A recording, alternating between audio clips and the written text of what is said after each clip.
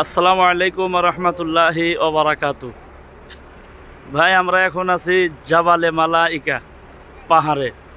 তো এটা হইল বদরের ময়দানে যে যুদ্ধ হয়েছিল, আল্লাহ নবী সাল্লাল্লাহু আলাইহি ওয়াসাল্লাম যে বদরের ময়দানে যে যুদ্ধ হয়েছিল ৩১৩ জন সাহাবা ছিল, তার মধ্যে ১৪ জন শহীদ হয়েছে। ওইখানে যেটা লিস্ট দেখলাম আমরা, তো লিস্ট অনুযায়ী ১৪ জন শহীদ হয়েছিল। তো সাহাবার সংখ্যা কম থাকার জন্য ওইখানে দোয়া করা হয়েছিল আল্লাহর কাছে যে আল্লাহ তুমি আমাদেরকে সহায় করো। আল্লাহ তাআলা দোয়া কবুল করছিলেন। আল্লাহ ছাড়া তো কেউ নাই, আল্লাহ সর্বশক্তিমান, আল্লাহ সব থেকে বড়। আল্লাহ তাআলা দোয়া কবুল করে আল্লাহ তাআলা তরফ থেকে আল্লাহ ফেরেস্তা পাঠাইছিলেন। সেই ফেরেস্তা এই পাহাড়ে আসছিল। এই পাহাড়টা যে আপনারা দেখতেছেন পিছন সাইডে, এই পাহাড়ের নাম হলো জাবালে মালাইকা। ডাইরেক্ট বালু, যত তুফান হোক বৃষ্টি হোক, এই বালু এইভাবেই থাকে। আমরা পাড়াইয়া দেখলাম আমাদের শহর অঞ্চলের যেরকম বালু, এইখানেও সেই সেম বালু, এর মধ্যে কোনো কম বেশি নাই।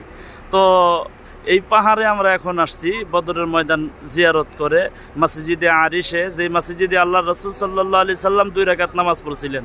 আমরা সেই মসজিদে নামাজ পড়ে এখন সেই জাবালে মালাইকা এখানে পাহাড়ে আসছি, যেখানে ফেরেশতারা নামছিলেন, স্বয়ং আল্লাহর ফেরেশতারা এখানে নামার পরে কাফেররা দেখলো যে এখানে তো থাকা যাবে না, এদের সংখ্যা গরিষ্ঠ হয়ে গেল, সংখ্যা বেশি হয়ে গেল। তখন কাফেররা পালাইছিল, আমাদের মুসলমানদের বিজয়ী হয়েছিল। তো সেই পাহাড়ের নিকটে আমরা আছি। বাস্তবে একজনে বালু উঠান, তো বালু উঠে ছাড়েন অল্প। বাস্তবে দেখেন এই যে বালু সারেন, লাহালায় সারেন। হ্যাঁ, এই যে দেখেন ডাইরেক্ট বাস্তবে বালু। আমাদের শহর অঞ্চলের যেরকম বালু, এখানেও সেই সেম বালু, এর মধ্যে কোনো কম বেশি নাই। কিন্তু এখানে যতটুকু শুনতেছি, আমরা তো দেখি নাই, শোনা কথা, বৃষ্টি নামলে বালু যেবা হেবাই থাকে, তুফান উঠলেও বালু এরকমই থাকে। এখান থেকে বালু ওরেও না, বালু নড়েও না, বালু কিচ্ছু হয় না। তো এটা একটা আল্লাহর কুদরত, আল্লাহর রহমত, ফজল ও করম। তো ইনশাল্লাহ আল্লাহ তাআলা আমাদেরকে দেখার সুযোগ করে দিয়েছেন।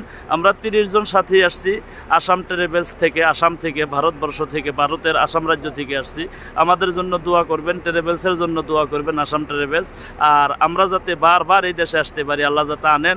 যারা আসতে পারেন না, যারা দেখতেছেন, আপনাদের জন্য আমরা অন্তরের অন্তঃস্থল থেকে দোয়া করি আল্লাহ তাআলা যাতে আপনাদেরকেও স্বচক্ষে এই দেশে আসিয়া আল্লাহর বাইতুল্লাহ ঘর, কাবা ঘর তাওয়াফের তৌফিক দেয়, আল্লাহর নবীর রওজা জিয়ারতের তৌফিক দেয়। আর এই জায়গাগুলো যাতে আপনাদেরকে আল্লাহ স্বচক্ষে জিয়ারত করার জন্য তৌফিক দেয়, এর জন্য অন্তরের থেকে দোয়া করলাম।